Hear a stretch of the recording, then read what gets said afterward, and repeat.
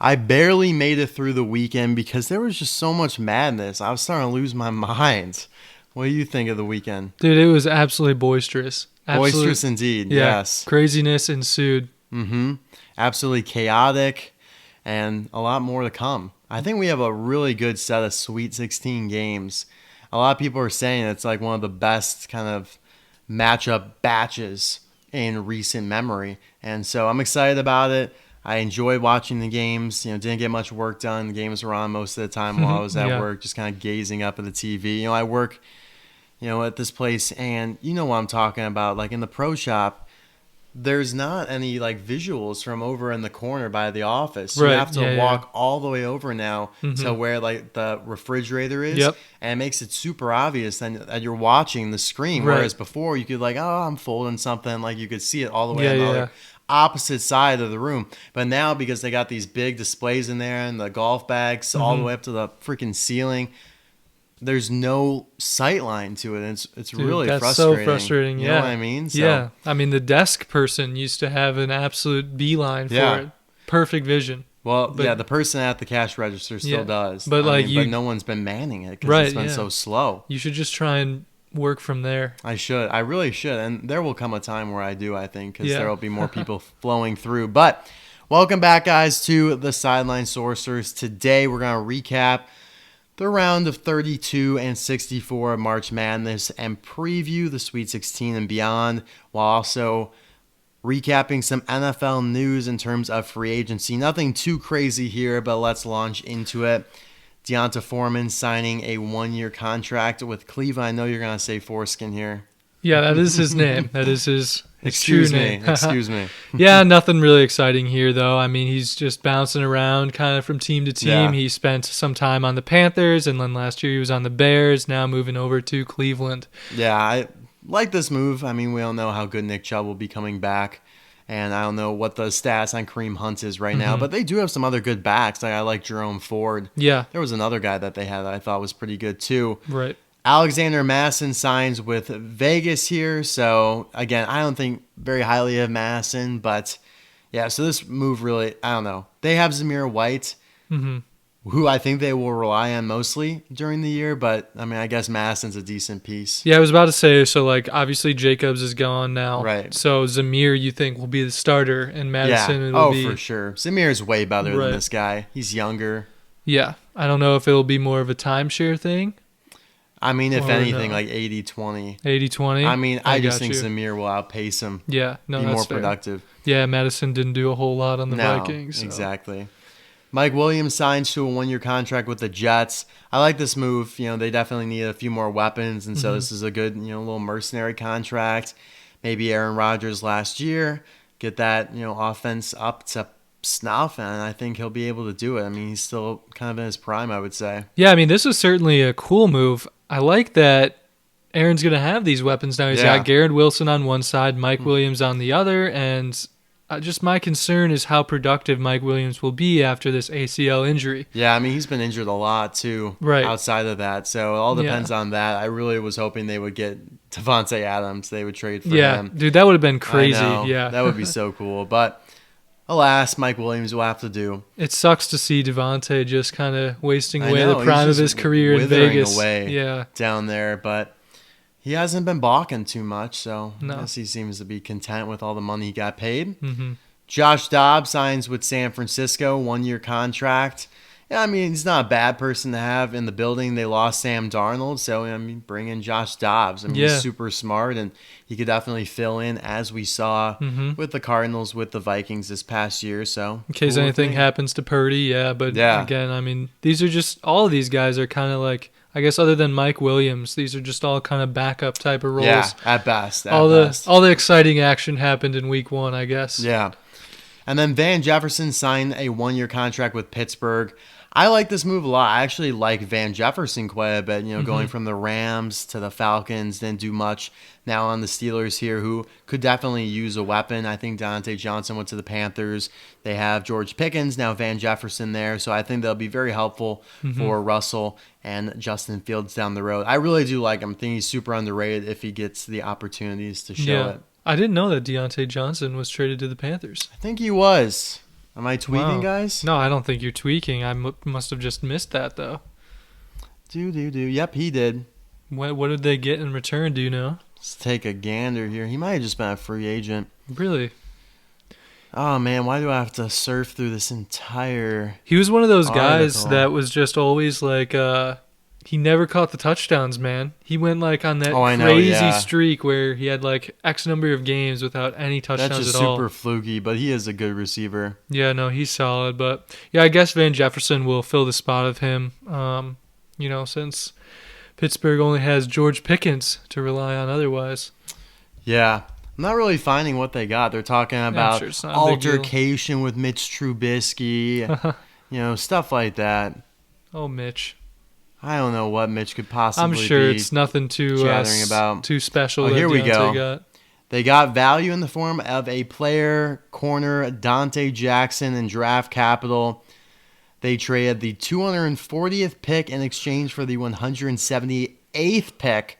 So, wow, that is just so exciting. I don't even know what that means, to be honest. I don't even know what rounds those are in. So, there you have it. It sounds like a 6th and a 7th. Or like a 6th rounds like for a 7th round, something, yeah. Nothing too meaningful unless it becomes like a Brock Purdy type of thing. Agreed. All right. Time to move on to the March Madness recap, round 1 and 2. There were a lot of games, obviously. But we're going to run through each of them briefly. And if there's anything that stands out in your mind or my mind, feel free to speak up here. We're not necessarily going to go through the results of our brackets. You can go back and see, or you might be able to discern it from the reaction in our voices. But we will do a second chance bracket for the Sweet 16 and beyond. So starting with UConn over Stenson, obvious 1 seed over 16 seed. None of that upset action was about to happen this year. Yeah, they absolutely pounded Stetson, bro. It was not even close. Not even close at all. Now, one of my buddies at work, he said that, and you'll like this. This is his betting strategy for all of March Madness, every game. Every game, okay? $10 on the underdog money line. Yeah. And so I told him, I was like, you probably need to hit like a 20-25% rate depending on how big the upsets are. You probably you need a Stetson type of upset over, maybe the Colorado upset over Florida, which really was not that valuable. And I told him, you know what, I like that strategy, but maybe you should have done like all games except for the 1v16 matchups. Yeah. And I explained to him, because it's so rare for it to happen. Not only that, but it also just happened last year with Purdue. So for it to happen in back-to-back years when it's only happened twice ever. Yeah. And then he countered by saying, well, it's happened now twice within the last like 6-8 years. I think it happened with Virginia in the late 2010s, something along mid-2010s, late 2010s. Which was a decent counter, but clearly did not happen at all this year. And UConn just looks dominant. Yeah, now I think that what you're saying makes more sense, though. I don't think it would ever not truly be profitable to bet on these underdogs or on the 16 seed to win. Yeah, it's so rare. Yeah, so if you extended it over, let's just say a 10-year period. Right. And these underdogs are probably plus 2,000, which would basically mean that you would have to hit one of these basically every 2 years, I think. Something like that in order to remain profitable. You're $40 for the 4 1v16 matchups. Yeah. All gone, if we're assuming $10 per bet. Right. And it just does not happen at all. If you hit one, maybe you make that $200, you profit like $160 off of it. So yeah, you got him at a decent rate. I guess it would actually be one every 5 years. Yeah, then. It would be a little less than 2, but still, that just is not how it goes historically, even if it's becoming a little bit more likely in recent years. But anyways, moving on, FAU Northwestern. Northwestern took this one, so FAU, even though they made it to the Final Four last year, quick exit this year. It was a good game. They really turned it on in overtime. I watched some of that game. I think that was the first game of the entire main bracket here.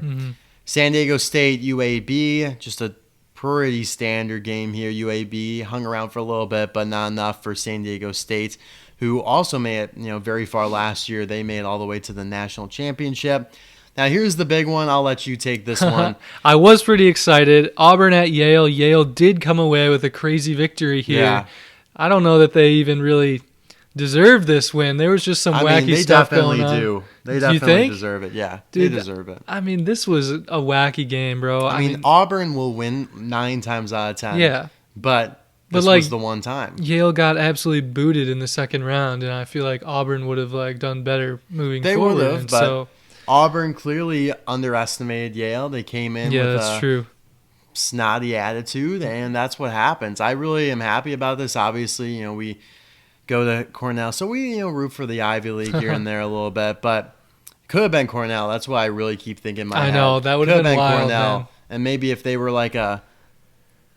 maybe they could have faced Alabama, which I would have loved. What if Cornell upset Alabama? That literally stuff that happens in my dreams, and it kind of happened, just on different teams. But it really just goes to show the SEC got absolutely whomped. They got absolutely exploited in the tournament so far. We'll go through all these games, but Auburn, South Carolina, Mississippi State all got booted, all of them in kind of bad ways. Kentucky probably the worst, might even be worse than this Yale one right here, because you got to give credit. The Ivy is a decent league. Princeton made the Sweet 16 last year, so it's not a huge stretch of the imagination, but it definitely was a big surprise for me because Auburn is one of the most loved teams analytically, even though they're a 4 seed. So, they're like the 12th to 16th best team. Their odds, though, I think, what you're saying is accurate because their odds to win, I think they were the 5th ranked team. Yeah, that's what I'm saying. In terms of odds, which is really nice. Yeah, I mean, Vegas has loved them. Yeah. I mean, just in terms of their offensive upside, and they won the SEC tournament, but they're gone. I know. Very sad stuff, especially because I had tossed some coin on them, too. Did you? I did, wow. Yeah. One of my bonus bets was on Auburn to win the finals, but they did not, at least you got Yale in there in your bracket. Yes, yeah, that is true. Yeah. Then we have BYU Duquesne here. So this was another surprise for me. This was the second game of it all. Duquesne upset BYU. BYU just came out looking super flat. But yeah, I mean, Duquesne ultimately regressed to what they usually are when they played Illinois. Illinois over Morehead State. As much as we'd like Morehead just is not always possible. I mean, we can't always get what we want here. I know. That's so accurate, man. I actually was watching a little bit of this game, and Morehead State was actually looking pretty solid in the first half. They had the lead a few points in the game. They did, yeah. And then when it got to halftime, I think they were down by maybe 5 or something like that. But then in the second half, they just absolutely faltered. They just gave up. I don't know. They didn't have anything left in the tank. It was funny. That's tough, though. Yeah. Washington State at Drake. This was particularly painful for me. My dad went to Drake, so I really like Drake a lot. They were in the game. They had a lead a lot of the game, but their free throw shooting was pretty piss poor, I would say, and they kind of gave it away at the end there. So very disappointing, very, very disappointing for Drake's run here. And then moving on to Iowa State, South Dakota, nothing to comment on there. Iowa State just dominated the Jackrabbits. Then you have North Carolina over Wagner, pretty much the same story as UConn Stetson. Then you have Mississippi State, Michigan State. I really liked my pick of Michigan State here. Michigan State was kind of dominant in this game from the jump. There wasn't really any competition at all, so good for them. Another showing that the SEC is not the best conference in basketball, even though they got in 8 teams, which I think was the most out of any conference. St. Mary's, Grand Canyon. This was a huge surprise to me as well, probably up there with the Yale-Auburn one. Really thought that St. Mary's would be able to suffocate Grand Canyon defensively. Grand Canyon had not played a tough schedule at all. I mean, I'm looking at some of these higher seeds that everyone loves to pick as an upset. Charleston, Grand Canyon, McNeese especially. They hadn't played anybody in their non-conference, and their conferences are so bad. I mean, Grand Canyon's biggest rivalry is Tarleton State. McNeese's biggest rivalry is Texas A&M Corpus Christi. Just bad, very, very average teams, even for the conference itself. And yet Grand Canyon comes up with the big win here. So very surprising for a team I thought would have beaten Alabama in the next round, St. Mary's. Dude, this was a sneaky bracket pick for me. I was excited about this one. Yeah, I did strategically snipe a few upsets, but I fell very short on many others. Yeah. You did not get the Charleston one, unfortunately. No, that was a crazy high-scoring game. I think at one point Alabama was up 30, but they only ended up winning by 13. That's crazy. It made me take the over in the next game, Alabama Grand Canyon, which fell short by 30 points. was Dang, brutal. I think it bro. was like 70-60, something like that. And the over was 177 maybe. That's so wild. It didn't even come I mean, close because you would at think all. Alabama's not Yeah. playing any defense in their defense is first game, bad. so like you'd think it would go, Right. Over in the next game too. But they showed out. They really did. Interesting. Clemson, New Mexico. Another surprise for me. I just thought New Mexico would play better, but Clemson controlled this game from the jump as well. Baylor, Colgate. Pretty standard stuff here. Baylor easily dispatches of Colgate.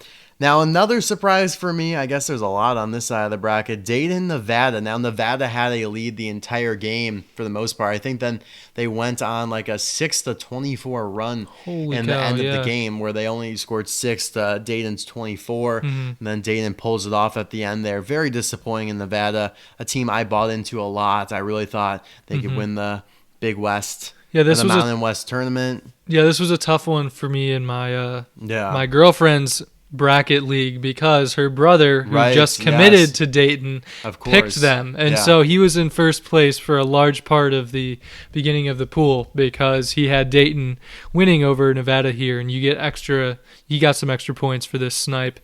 And yeah, I was just shocked that Dayton came back and won this after being down by so much. That was just a ridiculous ending. Yeah, I really am disappointed in Nevada. Like, truly, I was watching part of this game from afar, and to see it go down the way it did was... Yeah, I don't know how you let that happen. Yeah, Nevada's got to be really sick to their stomachs Yeah. at this point. All right, moving on. Arizona, Long Beach State. Long Beach State made it interesting for a little bit, but again, these higher seeds have not stood much of a chance beyond Oakland, I would say. And yeah, just as they say, a chalky year where all the higher seeds, or the lower seeds, I guess, the ones, the twos, have been mostly winning. I think they're all still alive. All ones and all two seeds are still alive. So if you just kind of went with the numbering, Yeah, that's exactly what you about- said to do, too. Yeah. If you don't know much, I mean, just analytically, that is kind of the way to go, because at the end of the day, some teams are just better. And this is proven in women's basketball when there's barely any upsets. The only upset in the women's basketball tournament, at least as of the other day, was Middle Tennessee over Louisville. That was it. Every other higher seed, or every other, like, the lower seed won. The favorite always won in women's basketball. That's just what happens. All right, going over to the other side of the bracket here, if I can find it. We got a lot going on here. All right. Up to Houston's game against Longwood. Again, 1v16, easy peasy. Duke, Vermont. Actually, oh my God, I skipped 2. Nebraska, Texas A&M. This was an interesting one. Texas A&M did kind of dominate, though. They led the whole time, even though it was a very tight spread. So that was one SEC team that actually played quite well in the tournament, so good for them. Nebraska still has not won a game in the NCAA tournament ever. Wow. I know. You got Wisconsin, James Madison. This is the one upset I called from a mile away. You did. James Madison had a special spot in my heart, when we watched them against Arkansas State in the conference tournament when we were getting dinner that one day. So I was just like, I can't pick against them. Wisconsin came out looking so flat. And that was my bozo pick, bro. This was like one of the few upsets I didn't pick. Oh, I was yeah. like, I'm going to take Wisconsin. I liked what I saw when they took down Purdue. Yeah, I mean, they did get hot, so I almost did not want to pick them, but I stuck with it. Duke, Vermont, a team I like. The Catamounts, such a cool name for a mascot. The Catamounts. That is so saucy. know. What even is that? It's like a cat. It's a cat? Yeah, their logo is like a V with like a giant bobcat jumping through it. Then what is the amount added on for? It's like tantamount. But like, I don't know. They just kind of like made it up. Like if you search catamount, I guess it's just like any various wild cat. So yeah, it's just a longer name for a wild cat. Wow. Tantamount, Cantamount. That sounds like a potential nickname for one of your fantasy teams this year. Like the... Could be the capricious Catamounts. I like that. Actually, I really do like that. Yeah. That's a fun one. Actually, before we move on, you know what Long Beach's mascot is? I do not know. So they have this cute little picture of a shark with the LB on the chest. Okay. So you would think it's the Sharks, but it's the Dirt Bags. What? The Long Beach State Dirt Bags. Where do they get the shark from? I have no idea. I don't even want to get into it. It's a horrible idea. Like, why do you call yourself the Dirt Bags? Long Beach Sharks sounds so great. Long Beach State Sharks sounds so much better. It just makes sense too, because it's like a beach thing, Yeah, and they're then out like there in a California. shark, but a dirt bag is Yeah, wacky. I don't know. I'm sure there's some history to it, but I'm not really vibing with it. Anyways, yeah, Duke progresses. Texas Tech, NC State. So NC State would be your stereotypical Cinderella team this year. Not only did they go on a run in the ACC tournament, they also have now won 2 games where they're I guess because there was another upset, they were the lower seed, but they were underdogs in this Texas Tech game pretty substantially. But they're the lowest seed remaining. They are, tournament. by far, yes, too. They by are the far. Cinderella team. Kentucky got upset by Oakland, the Golden Grizzlies. Another just crazy game to me because Kentucky has so much experience. They're one of the biggest draws in terms of college basketball. And that coach has just really struggled now in the postseason the last few years. So it really will be interesting to see what happens with him. A lot of people thinking that he'll get fired. We'll see what happens. They gave him a lifetime contract, though. That's the problem. No way. So if they were to fire him, they would owe him like $30 to $40 million. That's crazy that it's guaranteed like that. Yeah. Wow. They could still get rid of him, but like they would just owe him like $30 to $40 million. So that's wacky.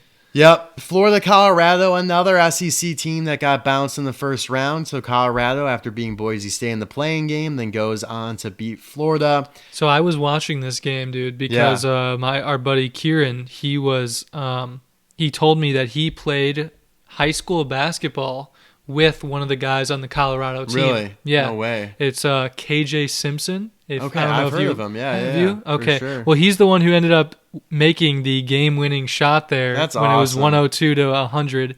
So he made the final basket, and then on like their merch like website page or whatever, they started selling merch that said KJ Himpson, like as if he's him, you know, he's like him, he's the guy, right? And so, it was just a really cool moment for fun. You know, not only me because I was like watching the game and I was rooting for Colorado too, but also Kieran to say like he played with this guy. Yeah, that's sick. Actually, I love that. I know. Happy for Colorado. What was I going to say? Oh, yeah, just another super high-scoring game. Super duper high-scoring. Yeah. Marquette, Western Kentucky. Western Kentucky had a little bit of a sizable lead at one point, but Marquette just came out and dominated them in the second half. Yeah, I think they were up by 7 at halftime, which I looked at the scores on CBS Sports, and I was like, no way. Like, are we about to see a giga upset here? I thought Marquette might have been in trouble. Because I do think Western Kentucky was the best 15 seed, but obviously it did not pan out that way. Yeah. Purdue, Grambling, another typical 116 matchup. Utah State, TCU. I really thought TCU would perform better being from a tougher conference, but Utah State came in and took care of business relatively easily, I would say. It was never that close. Yeah.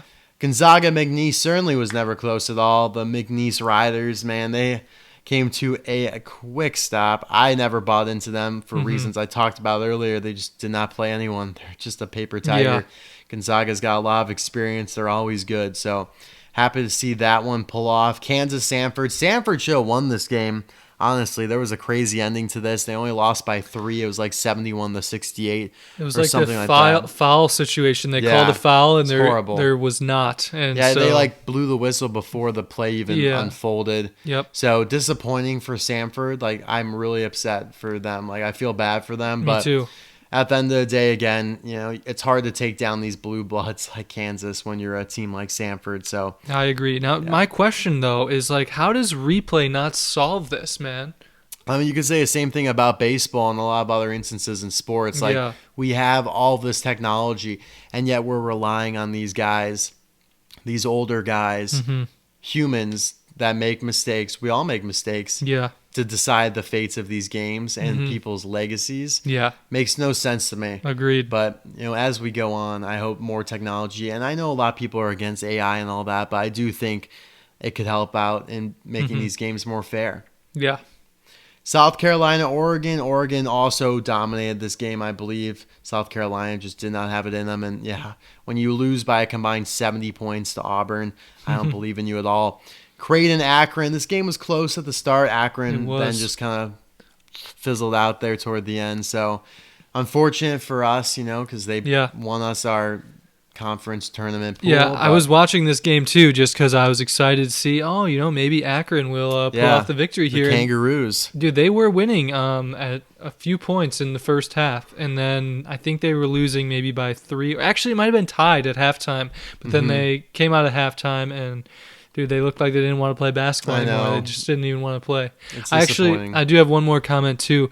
I noticed that I actually picked 3 of the 14 seeds over 3 seeds in my bracket, which is absolutely wacky. That is wacky. More than I picked the 12 over the 5 seeds. It's wacky. And so the 14 seed that I didn't pick was Oakland, and of course that's the one that ended up getting the win. See, at that point you just gotta go with all of them. Right. So at least you would have gotten that one. I should have done that, man. No room for error. Yeah. Texas, Colorado State. Colorado State, the winner of the play-in game, of course, over... Wait, did they have a... Yeah, they did. Who'd they play in the play-in game? Was it UVA? Yes. Oh, yeah, Virginia. So bad. Dude, that was where they went 52 minutes of real time without a single basket. I know. That was a disgusting game. I know. Virginia shouldn't have even been in that position. I know. So that's why I loved Colorado State in the bets. But they ended up losing to Texas here, unfortunately. I thought they would have been able to pull it off a little bit better. I chose the wrong Colorado to upset the 7 seed because I did not take Colorado over Florida. Mm-hmm. This baby score here, man, 56-44. Gosh. What is that? And that's so weird because then you got 100 to 100 in some of these other games. Exactly, yeah. Although the Colorado one... that one did go into overtime, the Colorado FAU, but even still, I mean, they still got into the hundreds, which is crazy. Right, yeah, you're right. Yeah, it's still crazy. I mean, Alabama-Charleston was over 200 total points. Wow. Tennessee, St. Peter's. I thought St. Peter's would perform a little bit better. They snuck up on somebody last year, I think it was, but definitely not this year. So that's all for the round of 64. Let's breeze through the round of 32 now so we can get into our new brackets. Start afresh here. So, yeah, UConn over Northwestern. Again, not much of a competition at all. I think Northwestern outscored them in the second half, but it was too late. Yeah, doesn't even matter at that point. Yeah, San Diego State also dispatched of Yale pretty easily. San Diego State's looking pretty good, and now it's going to be a rematch of the national championship of last year with them and UConn. So it does scare me a little bit for UConn. Does it? Because San Diego State wants that revenge. They do want the revenge, but UConn has been looking so dominant, man. I'm definitely still taking UConn no matter what, but it does concern me a little bit. Illinois also dismantled Duquesne with ease. Iowa State took care of Washington State relatively easy. I never bought into Washington State at all. That's why I felt good about the Drake pick, but they did take care of Drake. North Carolina, Michigan State was a pretty good game for a while, but then North Carolina just pulled away. So there you have that. Michigan State's, Tom Izzo's run might come to an end here. Grand Canyon, Alabama, one of the ugliest games you will see. Alabama usually doesn't play this style of ball. They usually play high scoring, fast. Yep. But this was a defensive, physical battle. And I think Grand Canyon really should have won this game. I think they had opportunities late. They gave it away, so Alabama persists. Ugh, so annoying. Of all SEC teams that could have made it this far, has to be Alabama. But we got an interesting little matchup here, UNC and Alabama coming up this week. Yeah, that'll be a good one for sure. I hope North Carolina absolutely destroys them. I know you don't like Alabama at all. Absolutely not. Clemson, Baylor. Baylor, I can't believe you just lost to Clemson, who really was struggling toward the end of the year, and the ACC tournament as well. Clemson's been a big surprise this year. ACC's shown up to the tournament. Bro. I mean, NC State, Clemson, North Carolina, Duke, obviously. So impressive on that side for sure. I mean, the Big 12, I think, is 7-6 in the tournament right now, which is not great. But, yeah, Baylor, huge disappointment. You come in, you beat Colgate like you should, but then you can't even put up much of a fight against Clemson. They never... Yeah, Clemson really never makes the Sweet 16. Yeah. I mean, they're not known for basketball. Right. And they also just dominated this game as well. I mean, Baylor was never really in it. Arizona, Dayton, interesting for a little bit, but then Arizona, again, as a lot of these teams do, just pull away in the second half. Houston, Texas A&M, the last game of the round of 32. I was watching this game right before bed. I really wanted to go to bed, but I just had to see the outcome of this game. I saw that it went to overtime, and I was like, my national champion just went to overtime? I can't have that. With a 9 seed, bro? I know. Like, what? This guy Shed on Houston, though, is absolutely elite. I love that guy. Mm-hmm. My new favorite player. But yeah, they were able to pull it off against Texas A&M. Texas A&M did some goofy things in this game, especially in overtime. Did you see how it went into overtime, though? Yeah. No. Oh, yes, the buzzer beater. Yeah, I mean, that was crazy. I literally checked it last night, and there was 1 second left on the clock. And it's like, Houston's winning 86-83. And I'm like, all right, well, this game's over. Like, nothing to worry about. And I go to bed, and then I see in the morning, final overtime. I'm like, how on earth did they get to overtime with 1 second left? And, of course, Texas A&M inbounds it, immediately shoots the three, and they cash it to go to OT. Crazy.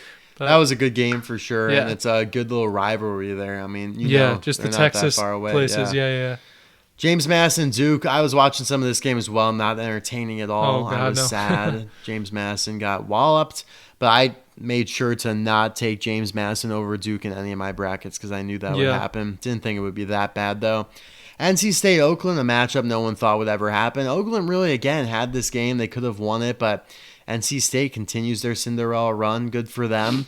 Another team that I don't think has really done any damage. In women's basketball, they're really good, but they have not been super great in men's like this. I don't think they made a run like this in a long time. Colorado, Marquette. Another close game, right? Another very close game. Colorado had chances, but Marquette was able to escape with the win here. Good for them. I needed that for the bracket for sure. I had them going up against, I have them going up against Houston here eventually. So Colorado really came to play in this tournament, though. I mean, they come out and they beat Florida, and then they put up a huge fight here against Marquette, man. I mean, not to mention, they played in the Pac-12 tournament. They played the play-in game. They played now 3 games here, or 2 games in this tournament. So, I mean, they really grinding. They really did. It's a lot of playing time. Yeah. Purdue, Utah State, not even a contest. Purdue, I'm starting to think might be the best national champion pick. There might be the best value for them because no one's picking them after what they did last year. No one believes in them whatsoever. Yeah. And yet they've come out and absolutely destroyed their last 2 teams here. I mean, Utah State just looked horrendous. Part of it's probably because they lost to Wisconsin in that conference tourney in combination with losing to a 16 seed last year. Yes, it's such a big factor when you lose sometimes for these games. Like, that's why I'm not too worried about Houston, because I think that game kind of gave them an awakening, whereas Duke just cruised against James Mattison. They're probably like, we got nothing to worry about. We just dominated. They went to overtime, almost lost. But Houston now kind of on the edge. They saw their life flash before them. So I feel good about Houston still.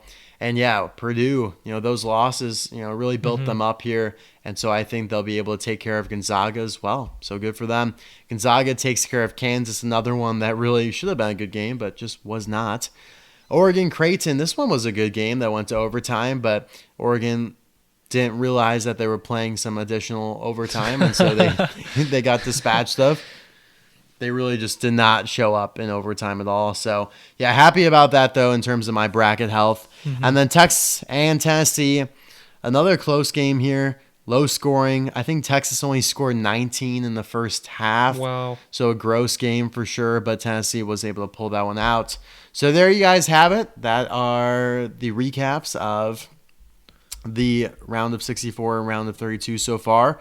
And now I will let Jake go through his second chance bracket for the Sweet 16 and beyond. Good stuff here, man. So first up, we've got UConn at San Diego State, and we already talked about it a little bit, but I'm going to take UConn. They've just looked so dominant. And I know that this is the rematch from last year, and it could be a little bit concerning. Still think UConn's going to take this one. I agree. I agree. And I'll go through mine here, but yes. Next, we have Illinois at Iowa State. I'm going to take Iowa State still. Illinois, they beat Morehead State, bro, and I'm salty that they did it. I have to keep rolling with Iowa State here, man.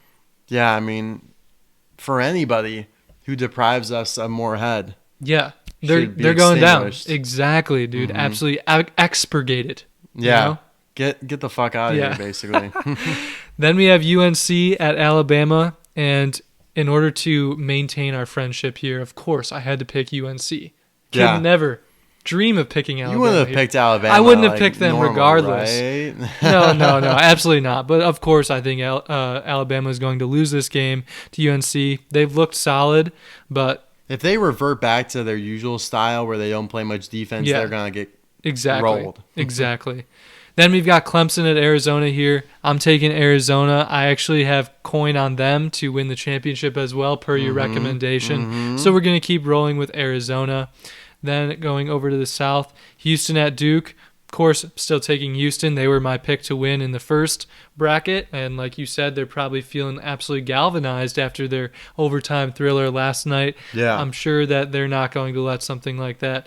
I guess they're facing Duke, so it could feasibly come close, but they're going to feel more energized here. Then we have NC State at Marquette. I like the Cinderella story, but it comes to an end here. NC State is not beating Marquette, although Marquette has had a couple close games here, which does give me a little bit of cause for concern. I just don't see them losing to NC State. Then we've got Purdue and Gonzaga.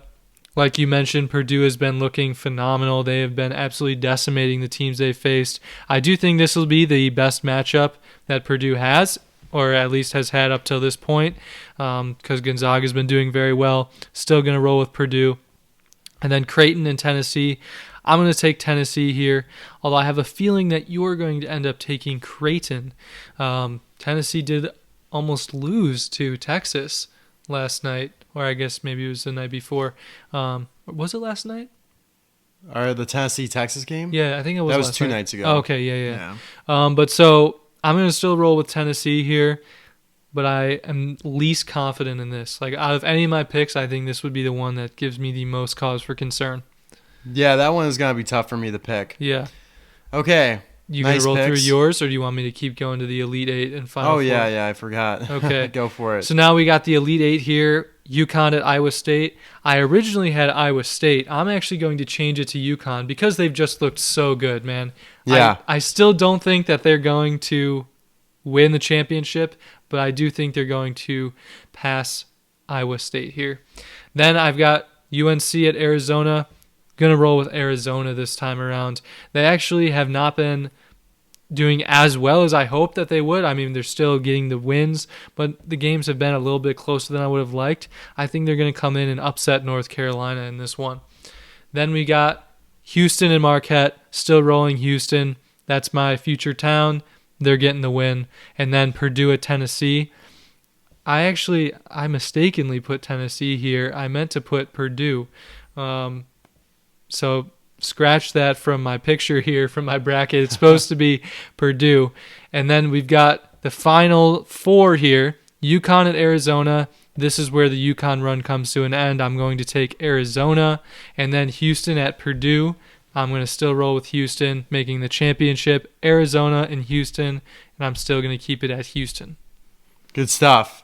Definitely still has to end with Houston. Yeah. It always ends with Houston, exactly. Especially with you. Exactly. But it will with me today as well. Now, I got 12 of the 16 Sweet 16 teams correct. So, there's not a whole lot for me to change from my original bracket. Mm-hmm. But I do, of course, have UConn over San Diego State. But like I expressed, it worries me a little bit because of that revenge factor.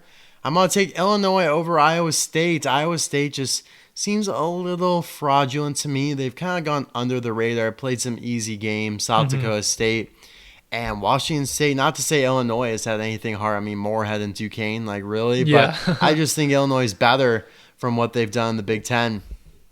North Carolina, obviously over Alabama for reasons we discussed. Arizona should easily be able to dispatch of Clemson. That probably will be the largest spread. Oh, man, that's tough. I really think I'm going to take Arizona on the spread when we get to the best bets. I can't imagine it being less than 8. Yeah. I mean, I would take it like 9, 10. Mm-hmm. Houston over Duke, again, for reasons we discussed. NC State Marquette. I like Marquette, of course. Do you think that the Arizona spread will be larger than the Marquette-NC State spread? Or do you think Marquette will be favored by more than Arizona is favored? I think Arizona will be favored by, oh man, it's tough because Marquette had those close games. Mm-hmm. I think they're going to be like almost identical spreads. Okay. I really do. Yeah. I think they've been publicized, so we'll be able to take a gander here. Now, for this Midwest region, I got all 4 correct, so I feel really good about it. I'm dialed in. Dude, you were so locked in here. I'm honestly quite impressed. Thank you. Purdue over Gonzaga. I like Gonzaga. They got a cool logo that I add to the thumbnail today, but unfortunately, Purdue will eliminate the Bulldogs by running them over with their Boilermaker train. Creighton, Tennessee. What do I do here? What do I have in one of my brackets here? I went with Tennessee. So, yeah, there you guys have it. In one of my pools that I'm in, I went with Tennessee. So I'm going to go with Tennessee here again. I like Creighton a lot, but when you struggle with Oregon, who really almost barely made the tournament, it is a little bit of cause for concern. So I'm going to stick with Tennessee. I like that Dalton Connect guy. He's one of my favorite players in basketball as well. Then moving on to the Elite Eight, I'm going to take UConn over Illinois. I think Illinois' run ends. UConn is just too suffocating. I am going to take Arizona over North Carolina. I think North Carolina, just has shown some weaknesses over the course of the season that we can't forget. I'm going to take Houston over Marquette. I just don't think Marquette will be able to score enough with that defense. I'm going to take Tennessee over Purdue, even though I'm starting to feel a little bad about that one as time goes on, just because of how Purdue's been so dominant. Tennessee honestly has not been as much after their showing with Texas. And then UConn, Arizona, I'm going to take UConn. I just don't think Arizona has enough talent to surpass UConn. They honestly could go back-to-back. They just look so good. And then Houston, Tennessee, definitely going to take Houston there. Feel good about that. And then I'm going to take Houston, UConn, just because even though UConn's so good, it's hard to go back-to-back. Right. So I think UConn wants it more, and I will go with a total score of 147. I've been kind of hovering around that number. Just think it's going to be low scoring because of Houston's really good defense, even though they gave up a ton of points to A&M. Yeah, I like it. I didn't say my final score, but I have 151 in there, so we're thinking right along there. the same lines. Now, UConn is actually the biggest favorite in terms of the spreads for these the Sweet 16 rounds. So UConn's favored by 10.5 over San Diego State. Arizona is 7.5 point favorites over Clemson, and Marquette is 6.5 point favorites over NC State. Yeah, I had a feeling Arizona would honestly be more. Yeah. I'm going to take... Yeah, I know exactly what I'm going to take in my best bets when we get to that point, though. I feel good about these. Well, I'm locked in. Dude, I'm excited to hear them. I should recap my best bets from last week, though. You should. So now I am 4-0 on the blind spread picks, man. That is crazy to me. You are defying the slogan, every once in a while, blind squirrel finds a nut. I mean, the blind squirrel, you are always finding a nut, dude.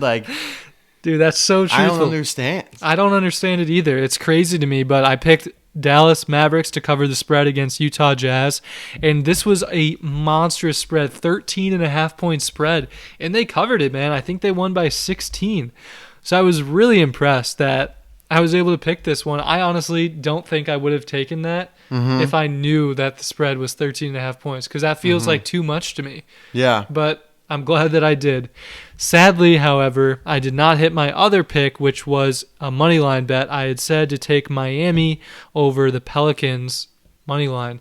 The Pelicans won? The Pelicans won, but it wasn't even close, dude. What? Pelicans won by like 30. Maybe it was like 25.